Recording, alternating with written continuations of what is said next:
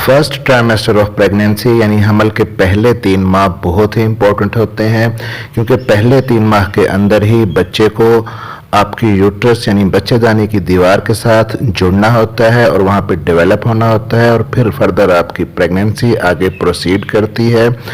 तो पहले 3 माह के अंदर एक फ्रीक्वेंटली पेश आने वाला मसला, एक बहुत ही आम शिकायत जो अक्सर ख़वातीन और मरीज़ करते हैं वो है ब्लीडिंग का। यानी हमल के पहले 3 माह में या हमल के इब्तदाई दिनों में ब्लीडिंग का होना ये ख़तरनाक हो सकता है। इसको इग्नोर नहीं करना चाहिए, इस पे तवज्जो देना इसलिए ज़रूरी है ताकि आप अर्ली डिटेक्ट कर सकें कि ब्लीडिंग की वजह क्या है और आपकी प्रेगनेंसी सेफली आगे प्रोसीड कर सके। तो डियर एक्सपेक्टेड मदर्स, आज की वीडियो में हम इसी चीज़ पे बात करने वाले हैं कि हमल के पहले 3 माह के अंदर या हमल के इब्तदाई दिनों में अगर आपको ब्लीडिंग होती है तो आपको क्या करना चाहिए, उसको कैसे आपको डिफ्रेंशिएट करना चाहिए, किन सूरतों में आपको सोचना चाहिए कि ये ब्लीडिंग ख़तरनाक हो सकती है और आपको अपने डॉक्टर से चेक करवाना चाहिए। इसी चीज़ पे बात करते हैं। मेरा नाम है डॉक्टर ताहिर और आप देख रहे हैं YouTube channel doctor helping health. इस चैनल पर जनरल हेल्थ इश्यूज़ के बारे में, मेल और फीमेल हेल्थ इश्यूज़ के बारे में और इसी तरह हमल से पहले के मसाइल, हमल के दौरान के और हमल के बाद के जितने मसाइल हैं उनके बारे में बहुत डिटेल्ड वीडियोज़ आपके लिए मौजूद हैं। तो चैनल को सब्सक्राइब ज़रूर कर लीजिएगा और बेल नोटिफिकेशन ऑन कर लीजिएगा ताकि नई आने वाली वीडियो आप तक पहुँच सके।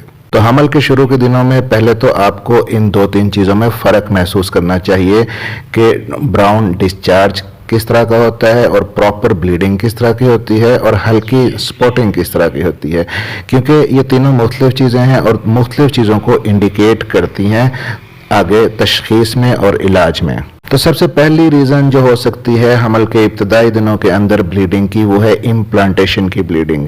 इम्प्लांटेशन उस प्रोसेस को कहते हैं जब आपका नन्हा सा बेबी, जिसको एम्ब्रियो कहते हैं, वो आपके बच्चेदानी की दीवार के साथ जुड़ता है, उस वक्त हल्की सी ब्लीडिंग होती है जिसे इम्प्लांटेशन की ब्लीडिंग कहते हैं। ये ब्लीडिंग आपके पीरियड के ऑलमोस्ट करीब ही पीरियड डेट से कुछ दिन पहले हो सकती है, या अगर पीरियड्स आपके ड्यू हैं, इरेगुलर हैं, तो 1 हफ्ता बाद तक भी जो ब्लीडिंग होती है इम्प्लांटेशन की ब्लीडिंग हो सकती है। और फिर उसके 1 हफ्ते बाद जब आप टेस्ट करती हैं वो प्रेगनेंसी टेस्ट पॉजिटिव आ जाता है। लेकिन ये इम्प्लांटेशन की ब्लीडिंग बहुत ज़्यादा हैवी ब्लीडिंग नहीं होती पीरियड्स की तरह, 1 से 2 ड्रॉप ब्लड के होते हैं जिसकी वजह से हल्का सा दाग लगता है। तो बहुत ज़्यादा ब्लीडिंग नहीं होती और ना ही मुसलसल ब्लीडिंग होती है, 1-2 दिन हल्की सी स्पॉटिंग होती है। तो इम्प्लांटेशन की ब्लीडिंग पीरियड मिस होने के बाद तो हो सकती है 2 से 4 दिन, लेकिन प्रेगनेंसी टेस्ट अगर आपका एक बार पॉजिटिव आ गया है, आपने अपना प्रेगनेंसी टेस्ट पहले ही कर रखा है और उसके बाद ब्लीडिंग होती है, तो जहन में रखें कि ये इम्प्लांटेशन की ब्लीडिंग नहीं है, क्योंकि इम्प्लांटेशन की ब्लीडिंग प्रेगनेंसी टेस्ट पॉजिटिव आने के बाद नहीं होती, उससे पहले होती है। सपोज के 5 to 6 वीक्स की आपकी प्रेगनेंसी है और उसके बाद आपका प्रेगनेंसी टेस्ट भी पॉजिटिव है और उसके बाद आपको ब्लीडिंग होती है, तो इसको आपको इम्प्लांटेशन की ब्लीडिंग नहीं समझना चाहिए। इसकी कुछ और वजूहात हैं जो आपको बताते हैं, जिनको आपको इग्नोर नहीं करना चाहिए।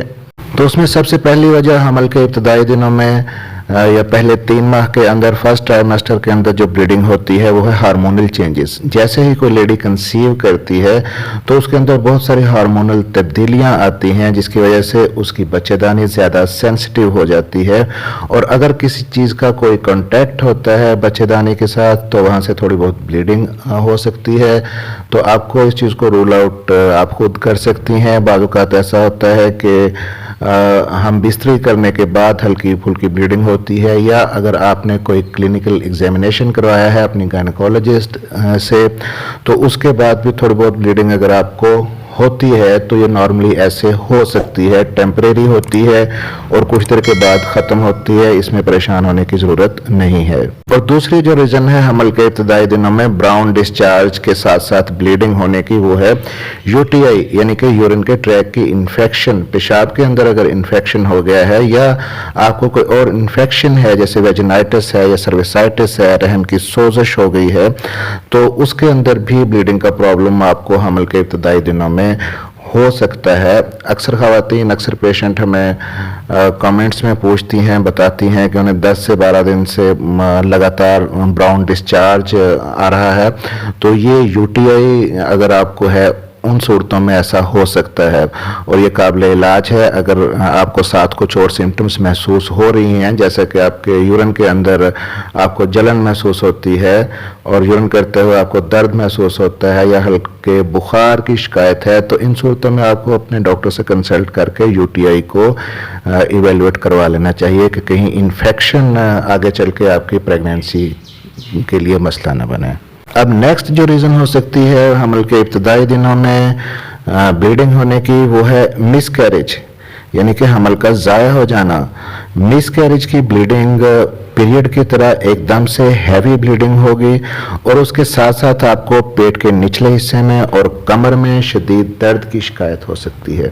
अगर ऐसा कुछ है तो आप समझ लें कि मिसकैरेज होने वाला है, लेकिन इसको भी आपको टाइमली डॉक्टर को दिखा देना चाहिए, क्योंकि कुछ मिसकैरेजेस ऐसे होते हैं जिन्हें अगर आप टाइम पे डायग्नोज कर लें और उसके साथ ट्रीटमेंट शुरू करवा दें तो आपके बच्चे को, आपकी प्रेगनेंसी को बचाया जा सकता है।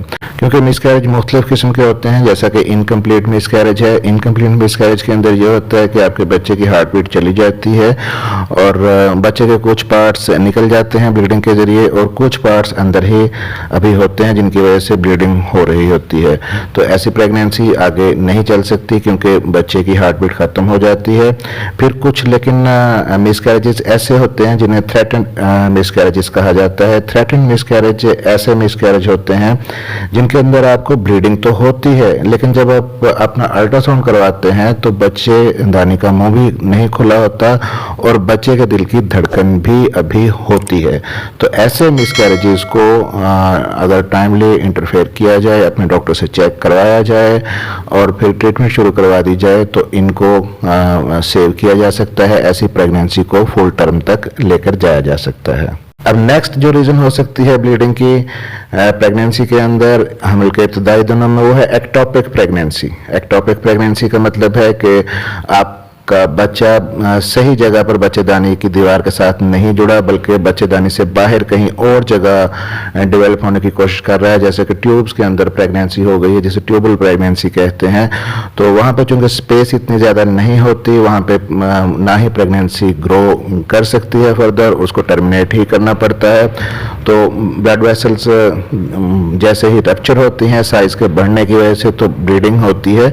तो एक्टोपिक प्रेगनेंसी एक वजह हो सकती है हमल के इब्तदाई दिनों में खून के आने की। और एक्टोपिक प्रेगनेंसी पे एक मुकम्मल वीडियो मैंने बना रखी है, जिसका लिंक नीचे डिस्क्रिप्शन में और ऊपर आई बटन में दे रहा हूँ, ज़रूर देख लीजिएगा। फिर एक चीज़ होती है मोलर प्रेगनेंसी। ये भी एक तरह की एबनॉर्मल प्रेगनेंसी होती है। तो मोलर प्रेगनेंसी होने की सूरत में भी आपको ब्लीडिंग होगी, इसको भी टर्मिनेट करना होता है, डीएनसी करनी पड़ती है मोलर प्रेगनेंसी के लिए भी। फिर बाज़ औक़ात बच्चे के अंदर अगर कोई जेनेटिक प्रॉब्लम है, क्रोमोसोम प्रॉब्लम है, स्पर्म या एग अच्छे क्वालिटी के नहीं थे, तो ऐसी प्रेगनेंसी भी नेचर की तरफ से आगे डेवलप नहीं करती और नेचर इसको एक्सपेल करने की कोशिश करती है हमारी बॉडी से, तो उस सूरत में भी ब्लीडिंग होती है। फिर अगली जो रीज़न हो सकती है ब्लीडिंग की हमल के इब्तदाई दिनों में, वो है प्लेसेंटा का बच्चेदानी के मुंह से थोड़ा सा हट जाना।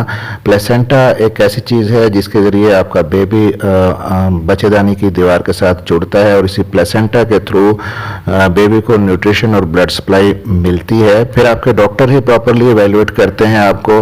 अगर जो प्लेसेंटा है उसका 1/3 हिस्सा प्रॉपरली अटैच है तो तब भी बच्चे को न्यूट्रिशन प्रॉपर मिलती रहेगी और प्रेगनेंसी आगे ग्रो करती रहेगी। बाल का ब्लड इकट्ठा हो जाता है प्लेसेंटा के अंदर, हीमाटोमा जिसे कहते हैं। तो बच्चेदानी के अंदर या प्लेसेंटा के अंदर हीमाटोमा बन जाना, खून का जम जाना, ये भी ब्लीडिंग की एक वजह हो सकता है। बाज़ ख़वातीन में फाइब्राइड होते हैं, यानी कि यूट्रस के अंदर, बच्चेदानी के अंदर, जिन्हें आम ज़ुबान में रसोलियाँ कहते हैं, तो वो फाइब्राइड भी आगे चलकर फर्स्ट ट्राइमेस्टर में तो प्रॉब्लम में भी कि ना करें, लेकिन डॉक्टर इवेल्यूएट करके बता सकते हैं कि बच्चा किस जगह पे जुड़ा हुआ है, तो फाइब्राइड जो है ना उसकी ग्रोथ में कोई प्रॉब्लम तो क्रिएट नहीं कर सकते। फिर ब्लीडिंग होने की एक और वजह जो हमल के इब्तदाई दिनों में ब्लीडिंग होती है वो है हार्मोनल डेफिशिएंसी। बाज़ लेडीज़ के अंदर प्रोजेस्टेरॉन हार्मोन की कमी होती है, जिसकी वजह से हमल के इब्तदाई दिनों में ब्लीडिंग हो सकती है। तो इन सारी सूरतों में आपको करना क्या है, आपको एक तो परेशान नहीं होना, टेंशन नहीं लेनी, फ़ौरन अपने डॉक्टर से कंसल्ट करना है। आपके डॉक्टर आपका क्लिनिकल एग्जामिनेशन करेंगे। क्लिनिकल एग्जामिनेशन के अंदर देखा जाता है कि बच्चेदानी का मुंह खुला तो नहीं है। अगर बच्चेदानी का मुंह खुल गया है तो फिर प्रेगनेंसी फर्दर प्रोसीड नहीं कर सकती। इसी तरह आपका ब्लड टेस्ट किया जाता है, जिसके अंदर HCG का लेवल देखा जाता है। 2 टेस्ट एक्चुअली किए जाते हैं। पहले टेस्ट में HCG का लेवल देखा जाता है और फिर 48 आवर्स के बाद दोबारा HCG का लेवल देखा जाता है। अगर वो पहले से डबल हो गया है उसकी मिकदार, तो इट मीन्स कि प्रेगनेंसी आगे बढ़ सकती है, आगे कंटिन्यू हो सकती है। अगर थोड़ी बहुत ब्लीडिंग हुई भी है तो कोई प्रॉब्लम नहीं है। लेकिन अगर जो थोड़े बढ़ रहे हैं HCG के लेवल, तो फिर और वजूहात को देखा जाता है कि कहीं कोई एक्टोपिक प्रेगनेंसी वगैरह तो नहीं है। और अगर HCG के लेवल ड्रॉप कर रहे हैं तो फिर प्रेगनेंसी आगे कंटिन्यू नहीं रखी जा सकती। इसी तरह फिर आपका अल्ट्रासाउंड किया जाता है, मोस्टली TVS जिसे हम कहते हैं, ट्रांस वेजाइनल सोनोग्राफी की जाती है। तो उसके अंदर बच्चे की हार्ट बीट को डिटेक्ट किया जाता है। बाज़ औक़ात उनके अर्ली प्रेगनेंसी अगर हो 5 से 6 हफ्ते की, तो उसमें बच्चे की हार्ट बीट डिटेक्ट नहीं भी होती, इवन कि अगर प्रेगनेंसी नॉर्मल भी है। लेकिन अगर 7 से 8 हफ्ते आपकी प्रेगनेंसी को हो गए हैं और उसके बावजूद बच्चे की हार्ट बीट डिटेक्ट नहीं हो रही, तो इट मीन्स कि प्रेगनेंसी आगे प्रोसीड नहीं कर सकती। और बाज़ औक़ात ऐसा होता है कि आपने पहले अल्ट्रासाउंड करवाया है तो उसके अंदर आपके बच्चे की हार्ट बीट थी और उसके बाद आपको ब्लीडिंग हुई है, फिर आपने दोबारा अल्ट्रासाउंड करवाया है तो बच्चे की हार्ट बीट नहीं थी, तो ये ऐसी प्रेगनेंसी भी आगे नहीं चल सकती, उसको भी टर्मिनेट करना होता है। तो आज की हमारी वीडियो का मकसद यही है कि आपको अवेयरनेस दी जाए कि अगर आपको हमल के इब्तदाई दिनों में या फर्स्ट ट्राइमेस्टर के अंदर ब्लीडिंग होती है तो आपको इसको बिल्कुल भी इग्नोर नहीं करना चाहिए, फ़ौरन अपने डॉक्टर से कंसल्ट करना चाहिए।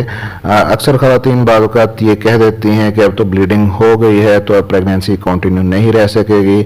ऐसा नहीं होता। बाज़ औक़ात ये होता है कि आपकी प्रेगनेंसी इस स्टेज पे होती है कि बच्चे की हार्ट बीट भी होती है और बच्चेदानी का मुँह भी खुला नहीं होता, तो ऐसी प्रेगनेंसीज को डॉक्टर कुछ दवाइयाँ और मेडिसिन दे के आगे फुल टर्म तक लेकर जा सकते हैं। तो आपको इग्नोर नहीं करना और फ़ौरन अपने डॉक्टर से कंसल्ट करना है। और फाइनली आपसे रिक्वेस्ट है कि चैनल को सब्सक्राइब जरूर कर लीजिएगा, बेल आइकन को दबाकर ऑल पर प्रेस कर दीजिए ताकि डॉक्टर हेल्पिंग हेल्थ की आने वाली नई वीडियो आप तक पहुंच सके। मिलते हैं अगली किसी वीडियो में, तब तक के लिए अपना ख्याल रखिएगा।